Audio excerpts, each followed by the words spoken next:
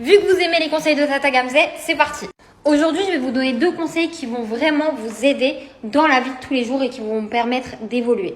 Écoute bien celui-ci. Tu avais des convictions que tu trouves ridicules aujourd'hui. Pourquoi tu n'aurais pas des convictions aujourd'hui que tu vas trouver ridicules dans le futur? Je m'explique. Je suis sûre que tout le monde a déjà eu cette réaction. Tu tombes sur une photo de toi à l'époque, tu regardes ton style vestimentaire, tu regardes ta coupe et tu te dis « Pourquoi j'ai fait ça ? Mais c'était tellement moche. » Mais à l'époque, tu étais convaincu. Tout le monde, tes parents te disaient ton style vestimentaire, il est moche, etc. etc. Mais toi, tu étais convaincu que c'était beau, que c'était stylé.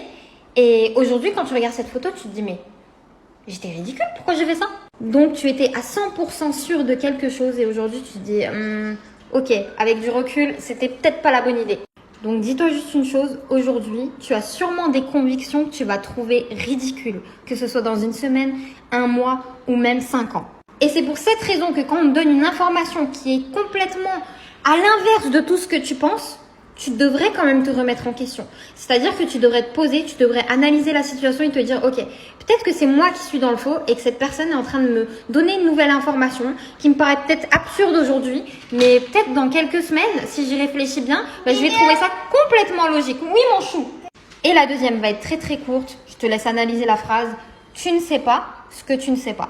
Si vous comprenez bien ce que je viens de vous dire, normalement, ça doit tout remettre en question.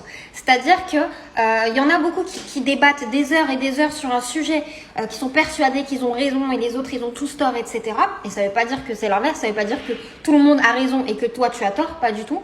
Mais c'est vrai qu'il faut toujours se remettre en question parce que tes idées vont changer, tes opinions vont changer, tout va changer en fait. Tu vois ce que je veux dire? Tu avais un style vestimentaire que tu kiffais de ouf. Et aujourd'hui, tu le trouves ridicule, c'est exactement pareil pour les choses que tu connais, pour les choses que tu penses, etc.